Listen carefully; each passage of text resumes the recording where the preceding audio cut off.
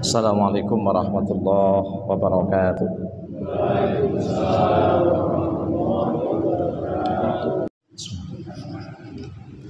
Assalamualaikum warahmatullahi wabarakatuh.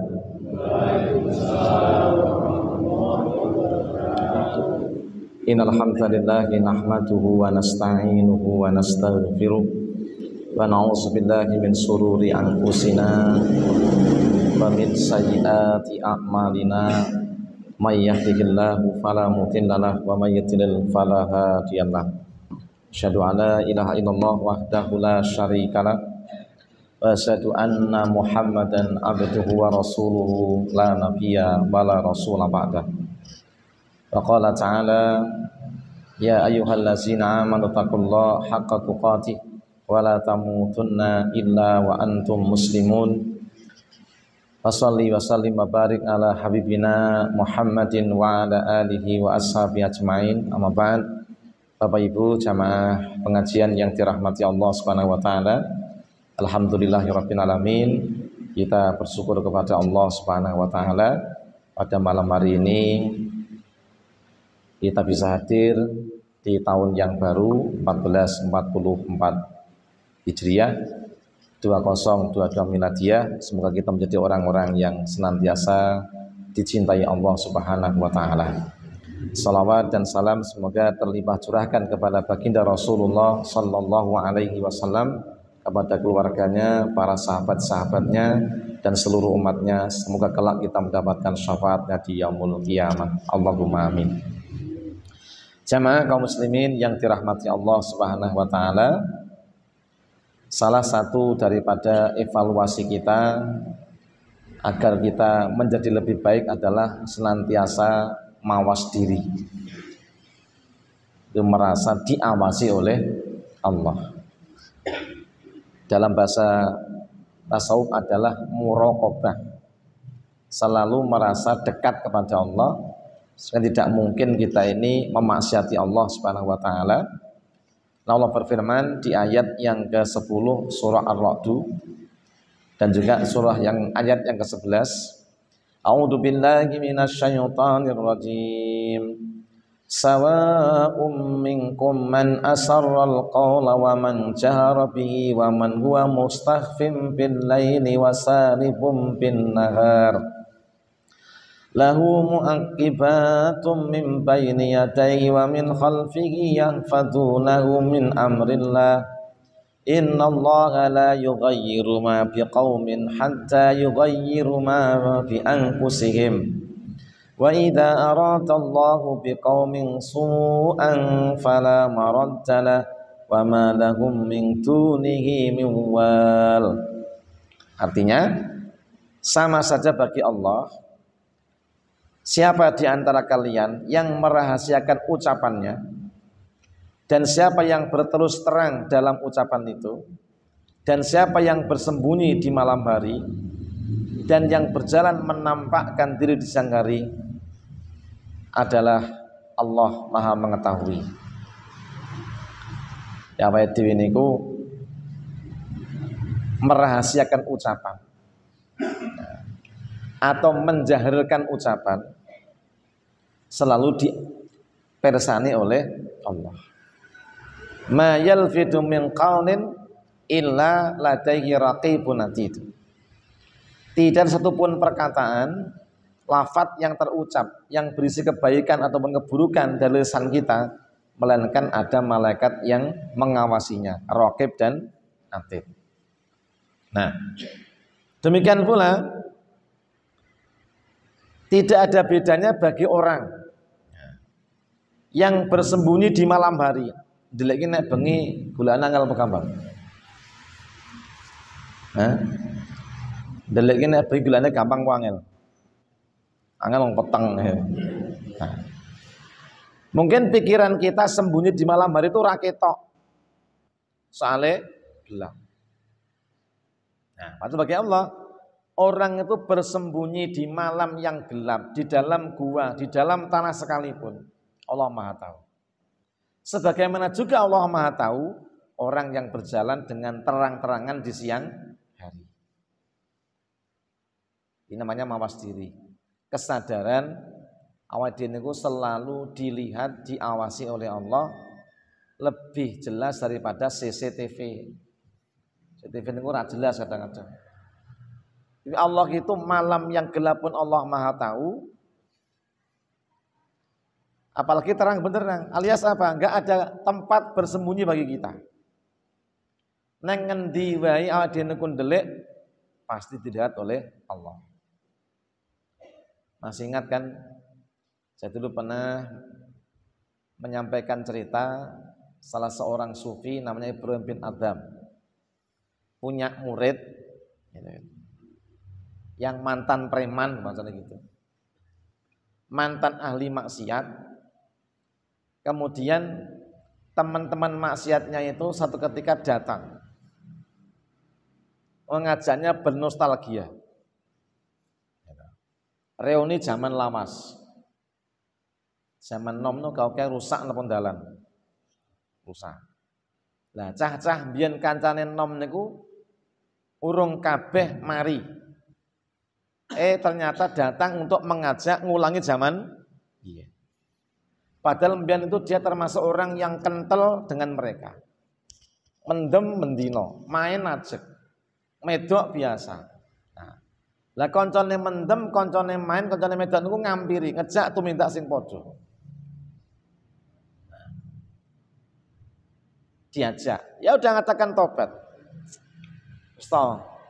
Ora usah melu ora apa-apa, penting ngancani wae. Kira-kira ngancani wae iki iso kesetrum meneh apa ya?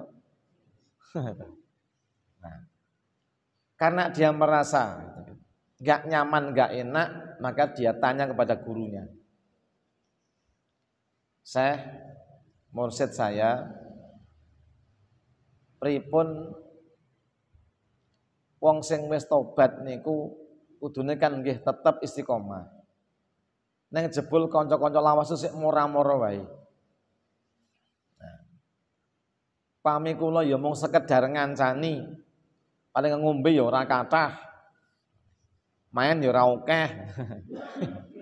Atau mungkin ya pamane medok ya mung nyenggol-nyenggol tok. Neng tetep ati kula beriman. Niku pripun? Ya wis. Nek kowe ndek soal ngono ki tak takon Gusti Allah sih. Tak munajat dhisik, engko nek wis aku munajat tak jawab. Singkat cerita, akhirnya selesai munajat dijawablah. Mas, jawabannya begini. Engkau boleh berbuat sesukamu sebagaimana engkau sebelum mengenal agama, mengenal hidayah. Neng syaratnya awakmu, kata Allah, tidak boleh makan dan minum rezekinya Allah. Kau boleh maksiat, kau boleh durhaka, kau boleh mengerjakan apapun yang kau suka. Wes uripo sak senengmu. Neng, kamu tidak lagi boleh makan dan minum rezekinya Allah. Iya kira-kira. Seorang. Nah, padahal seneng-senengi ya mangan kok. Senengi ya ngombe. Wah, nggih napa mboten mungkin lah kula saged. Napa enggak ada syarat sing luwih ringan meneh? Ya wis.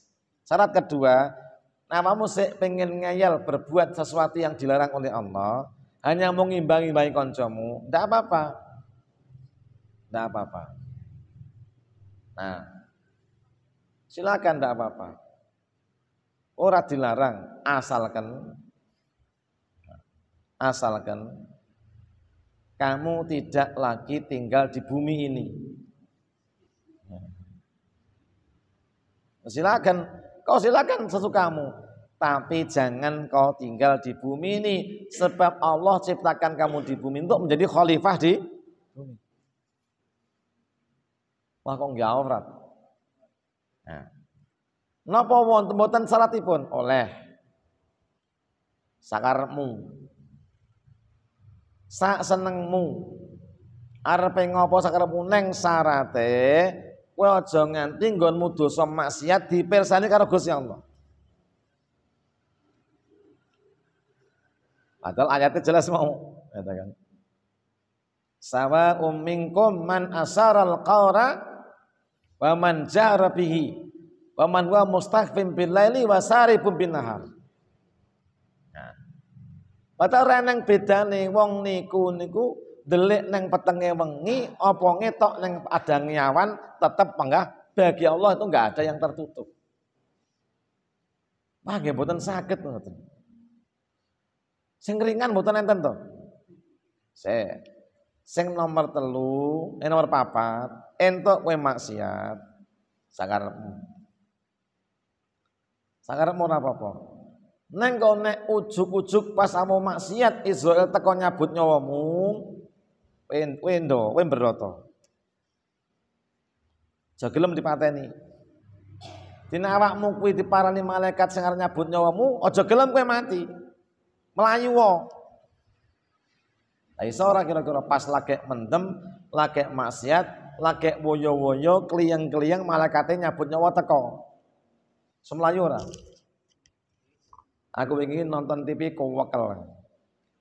Nek wong tua ya kira Pak So ada sawodo Pak Roso ya lah. 55 enten. Malah 60 ya supaya antara itu. Kita lagi dem-deman. Dem-deman bar mendem mulih mlaku sempoyongan. Nibani pager gerodak ngadeg meneh. Tiba nang kalen ngadeg meneh. Wakire tiba nang jogelangan ditokne wong pirang-pirang sisan. Ha itu lho. Wong nek wis mabuk itu sempoyongan, bluk. Nah. Itu kondisine sing ora nyehat ki awake. Nah, kalau kemudian pas temu jogelangan mabluk kek mudeng kek. Kek yo. MD. KIMD. Basa Jawa Timur yo kek. Nah. Terus piye padahal mesti terangne dik mbiyen. Sapa wong mati ning jero awake ana khamere wis mesti mlebu neraka. Wah kok nggih awrat, sitok mengkas lah nek menawi enten ya wis. Wis nekat ora apa-apa. Kowe maksiat to. Neng sok nek awak mungkin ning akhirat kuwi dieret-eret malaikat malaikat Zabaniyah dilebokne neraka. Kowe mlayu wae mbrata sak iso-isomu. Ha iso ora kira-kira? Nah isone kelingano. Mawas diri. Jangan sampai kita kemudian lalai lalu berbuat semaunya sendiri. Itu namanya adalah kita ini muraqabah. Bapak Ibu yang dirahmati Allah Subhanahu wa taala. Mari kita baca ayat yang ke-11. Lahu muaqibatum min baini yadayhi min khalfi. Yahfazunahu min amrillah. Saben-saben wong niku saben-saben kula jenengan padha. Muaqibatun, malaikat yang mengikuti silih berganti. Ada di depan kita dan ada di belakang kita. Menjaga kita dari perintah-perintahnya Allah Subhanahu wa taala. Ini. Jadi ada malaikat-malaikat yang mengikuti kita dari arah depan dan belakang kita, ya kan? Menjaga kita dari perintah-perintah Allah. Ade niku diweneng ketika Gusti Allah, awakmu kuwi saben-saben siji weneng malaikat sing ngetutke. Malaikat sing ngetutke. Nah. Sing ngantuk ya tutke. Sing melek kabeh ditutke. Ora enek yang tidak diikuti oleh malaikat. Nah, untuk apa? Untuk menjaga hambanya, baik di siang hari ataupun di malam hari. Jadi awake dhewe niku dijaga malaikat niku awan ya dijaga, bengi ya dijaga. Dari apa? Menjaga dari perkara-perkara yang buruk. kecelakaan-kecelakaan, musibah-musibah. Bergiliran menjaga siang dan malam. Malaikat siang itu datangnya waktu subuh. Malaikat malam ini datangnya waktu asar tadi. Sekaligus malaikat siang itu asar tadi pergi kepada Allah. Dan malaikat malam nanti perginya subuh saat malaikat siang datang menjaga kita. Secara bergantian. Jadi orang nek sing ditinggal, orang nek sing ora dijogo. Nah, malaikat-malaikat tadi itu bertugas menjaga kita, menyelamatkan kita siang dan malam, dan juga bertugas mencatat amal perbuatan kita. Setiap hamba yang diawasi dicatati amal perbuatan. Yang sebelah kanan kata Imam Ibnu Katsir, sing tengen nyatet sing sae-sae, sing kiwa nyatet sing awon-awon. Nah, masih ada lagi dari depan dan belakang. Jadi saben-saben aku dijoko kiwa, tengen, ngarep, mburi. Ibnu Katsir mengatakan, seorang hamba dijaga oleh 4 malaikat di siang harinya dan 4 malaikat lagi di malam harinya secara bergiliran. Nabi mengatakan, yata'aqabuna fikum malaikatun bil laili wa malaikatun bin nahar. Silih berganti datang pada kalian malaikat malam dan malaikat siang. Wa yajtami'una fi sholati subhi wa sholatil asar, dan mereka berkumpul saat sholat subuh dan sholat asar. Jadi pertemuan malaikat siang malam itu di sholat subuh dan sholat asar. Fa yas'adu ilaihi alladziina batu fikum. Maka dia naik kepada Allah Subhanahu wa taala, malaikat yang nginep bersama kita semalam pada saat subuh, gitu kan. Jadi awake dhewe niku pas subuh malaikat nu pas subuh sing jaga teko ning ngasar niku ketemu malaikat sing teko isuk. Kemudian ibaratnya mereka itu adalah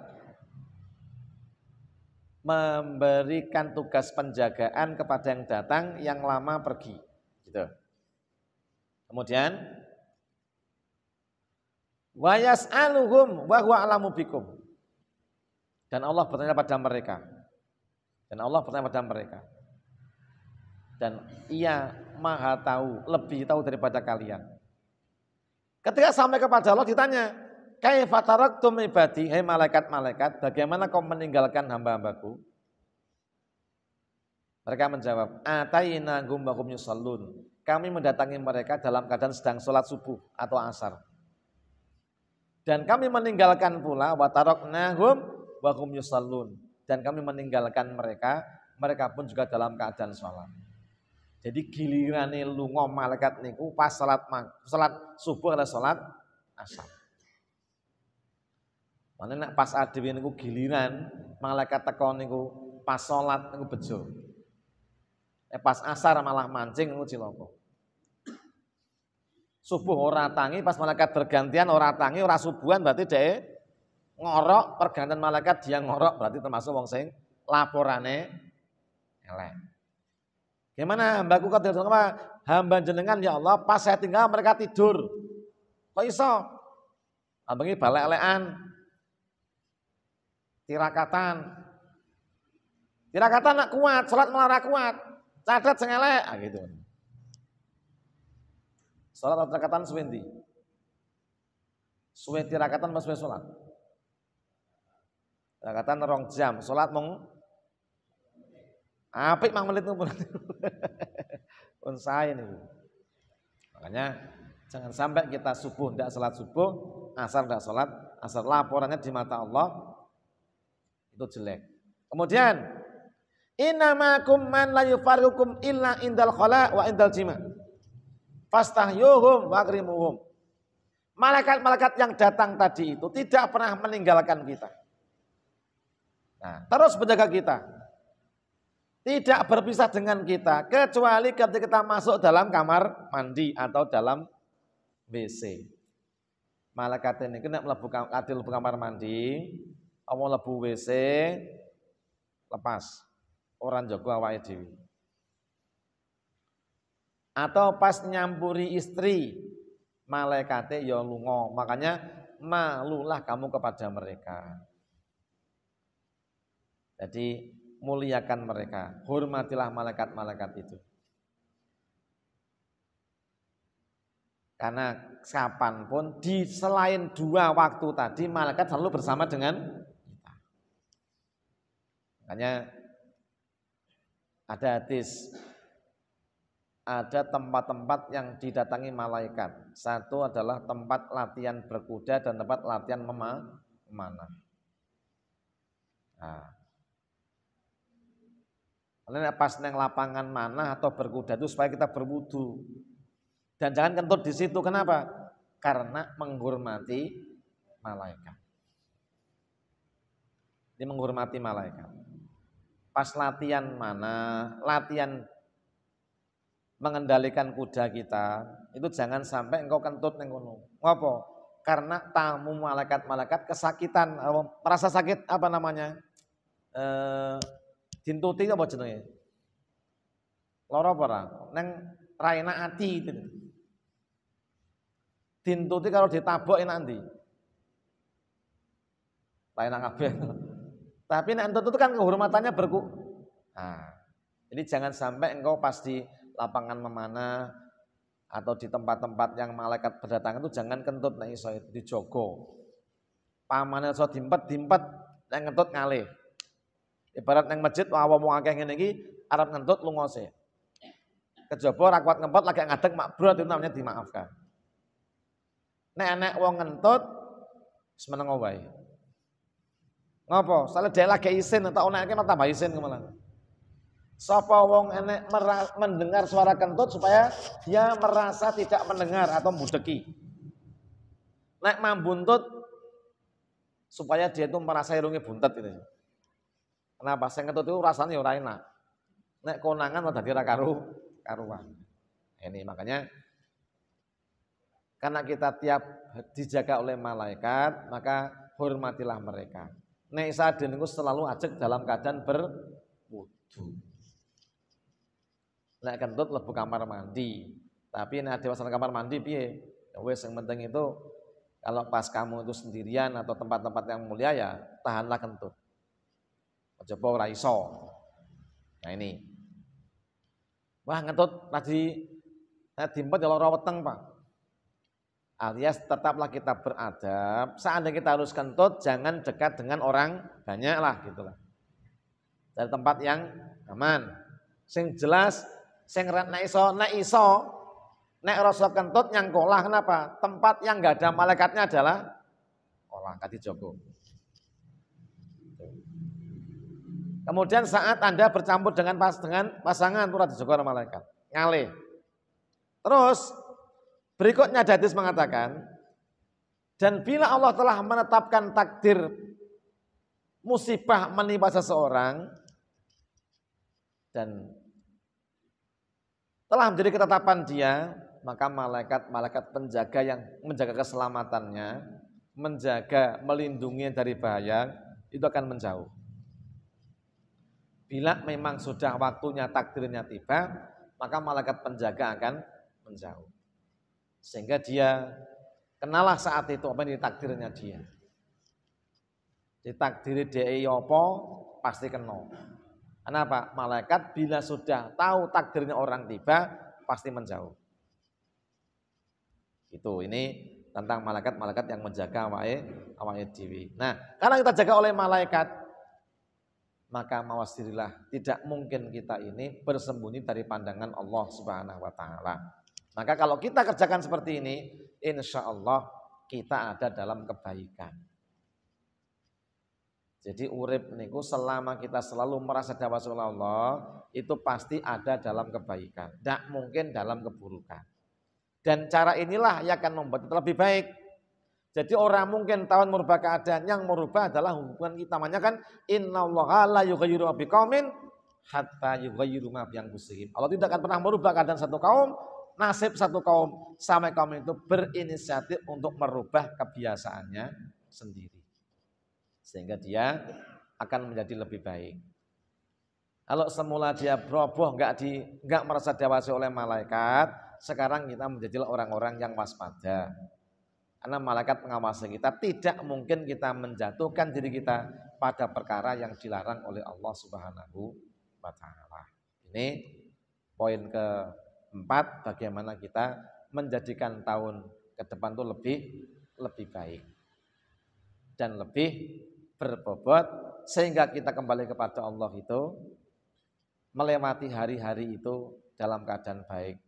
Hari kemarin kita baik, hari ini kita baik, hari esok kita baik, hari yang dijanjikan Allah hari kematian kita juga baik, husnul khatimah, hisabnya pun ringan, balasannya pun juga jannahnya Allah Subhanahu wa taala.